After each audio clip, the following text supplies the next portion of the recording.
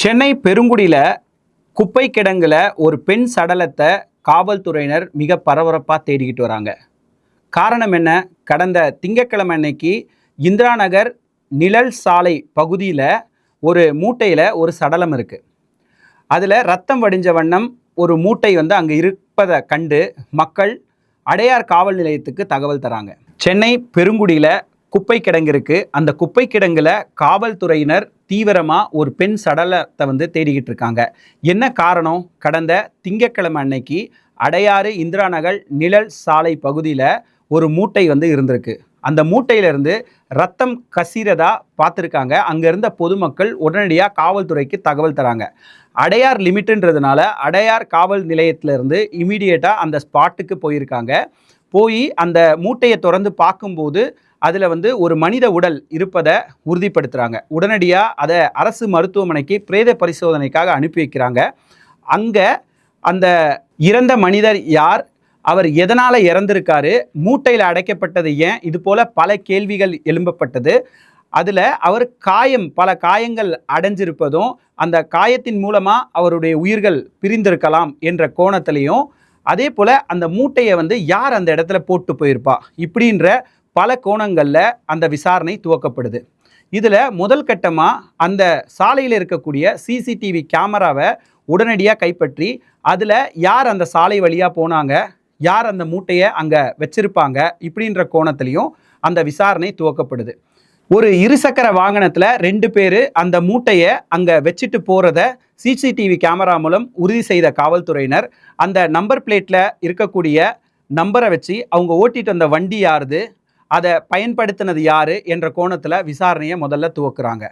இந்த துவக்கப்பட்ட விசாரணை பல திடுக்கிடும் தகவல்களை வெளியாகி சென்னை மக்களையே அதிர்வலையில் ஈடுபடுத்தப்பட்டிருக்கு. சிசிடிவி கேமரா மூலம் அந்த இருசக்கர வாகனத்தை ஓட்டிட்டு வந்தவங்க யார் என்பதை கோணத்தில் விசாரித்ததில் 2 பேரை கைது செய்கிறாங்க காவல்துறையினர். அந்த 2 பேர்கிட்ட விசாரணை தொடர்ந்து நடைபெற்று வந்த நிலையில் அவங்க திடுக்கிடும் தகவல் வெளியானது.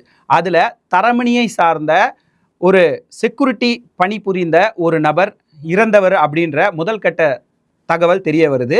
அது மட்டும் இல்லாமல் அவருடைய மனைவி மற்றும் குழந்தையும் கொன்னுட்டதா சொல்கிற அதிர்ச்சியான தகவல் கேட்டு காவல்துறை வியந்து போகிறாங்க. இந்த சூழலில் மனைவியை எதுக்காக கொன்னாங்க, கணவனை எதுக்காக கொன்னாங்க, குழந்தையை எதுக்காக கொன்னாங்க அப்படின்ற விசாரணை, கிடுக்குப்புடி விசாரணை காவல்துறையினர் அந்த 2 பேர்கிட்டையும் பண்ண போது தான் இந்த இருவருமே மது போதையில் இருந்ததாகவும் இவர்களோட இன்னும் சிலர் இருந்ததாகவும், அந்த நேரத்தில் அங்கே தனியாக இருந்த அந்த வடநாட்டு பெண்மணியிடம் தவறாக நடந்துக்க முயற்சி பண்ணியிருக்காங்க. அதை பார்த்த கணவரை அவர் தடுத்திருக்காரு. அதனால் அங்கே இருந்த ராடை எடுத்து அவரை தாக்கியதாகவும், அங்கிருந்த குழந்தையையும் ஆதாரம் எதுவும் இல்லாத மறைக்கும் வகையில் அந்த குழந்தையும் கொன்னுட்டதாகவும், அதே போல் அந்த பெண்மணியும் கொன்னுட்டதாகவும், ஆளுக்கு ஒரு இடத்துல அவங்களுடைய சடலங்களை போட்டதாகவும் அவங்க அதிர்ச்சிகரமான தகவலை சொல்லியிருக்காங்க. 3 பேரோட சடலத்தையும் ஒவ்வொரு இடத்துல நாங்கள் போட்டுட்டு போயிட்டோம் சொல்லியிருக்காங்க. அதில் அந்த ஆணோட சடலத்தை அடையாறு இந்திரா நகர் பகுதிகள்லையும், பெண்ணோட சடலத்தை பெருங்குடி குப்பை கிடங்கு பகுதிகள்லையும், குழந்தையோட சடலத்தை அடையார் ஆற்றிலையும் வீசிட்டதா தகவல் சொல்லியிருக்காங்க. இந்த 3 இடங்கள்லையும் காவல்துறையினர் தீவிர விசாரணை துவக்கியிருக்காங்க. இதுக்கு தனிப்படை அமைக்கப்பட்டிருக்கு. தனிப்படை அமைக்கப்பட்டு இதற்கு தீவிரமான விசாரணை ஒரு புறம் நடந்திருக்க, பெருங்குடி குப்பை கிடங்குல அவருடைய மனைவியுடைய சடலத்தை போட்டன்னு சொன்ன இடத்துலையும் தொடர்ந்து அங்கே தேடும் பணி நடைபெற்றுட்டு இருக்கு. அதே போல் அடையார் ஆற்று பகுதியிலும் அந்த குழந்தையினுடைய சடலத்தை தேடும் பணி தொடர்ந்து போய்கிட்டு இருக்கு. வடநாட்டிலிருந்து வேலைக்காக இங்கே வரக்கூடிய இளைஞர்கள் அவர்கள் போதைக்கு அடிமையாகிறது ஒரு புறம், சட்டவிரோதமான இது போன்ற விஷயங்களில் ஈடுபடுறது மற்றவர்களையும் மிக பீதியில் ஆழ்த்தி உள்ளது இந்த நிகழ்வு.